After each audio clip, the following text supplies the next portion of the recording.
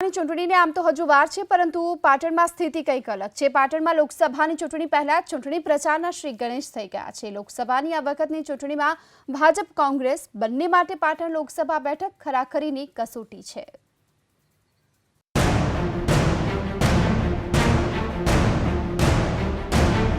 2019ની લોકસભા ચૂંટણીમાં ભાજપનું ભલે મિશન 26 હોય, પણ તમામ બેઠકો પ્રાપ્ત કરવી એ ભાજપ માટે લોઢાના ચણા ચાવવા જેટલી કઠિન છે। કારણ કે પાટણમાં ઓબીસી મતોનું પ્રભુત્વ છે, એટલે જ અહીં 4 વિધાનસભાની બેઠક પર કોંગ્રેસનું વર્ચસ્વ છે। તેથી જ ભાજપે અત્યારથી જ પાટણ બેઠક પર ફોકસ કર્યું અને અત્યારથી જ ડોર ટુ ડોર પ્રચાર અને ખાટલા પરિષદો કરવામાં આવી રહી છે।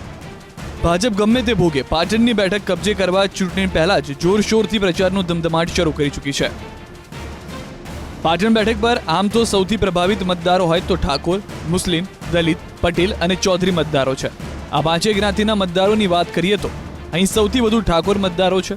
પાટણ જિલ્લામાં 4.48 લાખ મતદારો છે, તો 1.86 લાખ સાથે બીજા ક્રમે મુસ્લિમ મતદારો છે, જ્યારે દલિતોના 1.71 લાખ મતદાતાઓ છે, તો પટેલના 1.18 લાખ અને ચૌધરીના 1.17 લાખ મત છે। દેસાઈ રબારી સમુદાયના 98,000 મતદાતા છે। પાટણ લોકસભા બેઠક પર સૌથી વધુ પ્રભાવ પાડી શકે તો ઠાકોર છે, પણ ભાજપ પાસે યોગ્ય ચહેરો નથી। ત્યારે ભાજપે હાલ યુવા ઉત્સાહી ચહેરા તરીકે જુગલભાઈ ઠાકોરને લઈને પ્રચાર પ્રસાર શરૂ કરી દીધો છે। પાટણ લોકસભા બેઠક પરથી ગત વખતે લીલાધર વાઘેલા જીત્યા હતા, પરંતુ લીલાધર વાઘેલાએ આ વખતે અહીંથી ચૂંટણી લડવાનો નિર્ણયો ભણી દીધો છે। કારણ કે ગયા વખતે હરિભાઈના ભલા કરતા મેં પાટણ લીધું અને આ વખતે હું લડવામાં તૈયાર છું।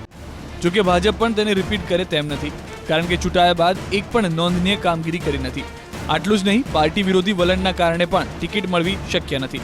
ભાજપ પાસે યોગ્ય ચહેરો ન હોવાથી કોંગ્રેસના ઉમેદવારોને જ ભાજપમાં લાવી ટિકિટ આપવી પડે તેવી સ્થિતિ છે। પણ કોંગ્રેસમાંથી ઉમેદવાર આવે નહીં ત્યાં સુધી હાલ તો ભાજપે જુગલભાઈ ઠાકોરને ચહેરો બનાવી પ્રચારની શરૂઆત કરી દીધી છે। જુગલ ઠાકોરે તો પક્ષને જેને ટિકિટ આપે તેને બહુમતથી જીતાડવાનો દાવો પણ કરી દીધો છે।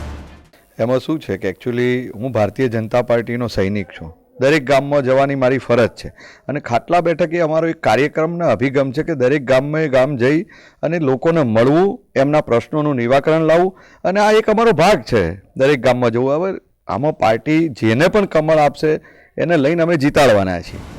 હવે વાત કરીએ કોંગ્રેસની, તો તેમાં ઉમેદવાર પસંદ કરવાની લઈને સ્થિતિ કંઈ સારી નથી। કોંગ્રેસમાં પણ ટિકિટને લઈને ભડકો થાય તેવા એંધાણ છે, કારણ કે કોંગ્રેસમાંથી જગદીશ ઠાકોર અગાઉ જીત્યા હતા।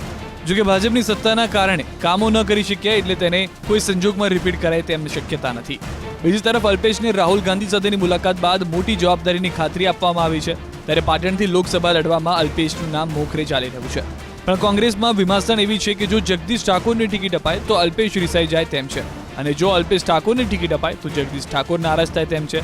ભાજપને તો ઉમેદવાર જ નથી, કોંગ્રેસમાંથી લાવવા પડે તેમ છે, જ્યારે કોંગ્રેસમાં ઉમેદવારોની પસંદગીને લઈને ખોખડું બરોબરનું ગૂંચવાયેલું છે।